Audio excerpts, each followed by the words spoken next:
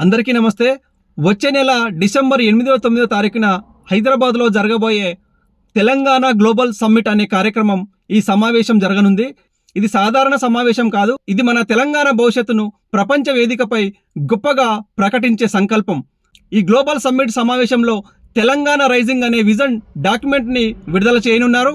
ఈ సమావేశంలో ప్రపంచ నాయకులు, ఇండస్ట్రీ లీడర్సు, నిపుణులు, ఆలోచన పరులు అందరూ కలిసి ఒకే వేదికపై మన తెలంగాణను ఎలా ముందుకు తీసుకెళ్లాలనే ప్రశ్నలతో చర్చించి ఈ నిర్ణయాలు తీసుకునే ఈ సమావేశం ఎంతో గొప్ప సమావేశం అని చెప్పవచ్చు. ఇంతకు ముందున్న ముఖ్యమంత్రులు ఇలాంటి సభలు ఎన్నో నిర్వహించిన మన సీఎం రేవంత్ రెడ్డి గారు ఈ సభను కొత్తగా పూర్తి స్థాయిలో నిర్వహిస్తున్నారు. ఈ సమావేశంలో ఇంటెలిజెన్స్, ఫార్మాసిస్టులు అందరూ కలిసి ఎవరైనా తమ ఆలోచనలు స్పష్టంగా పంచుకోగల వేదిక ఈ సమావేశం.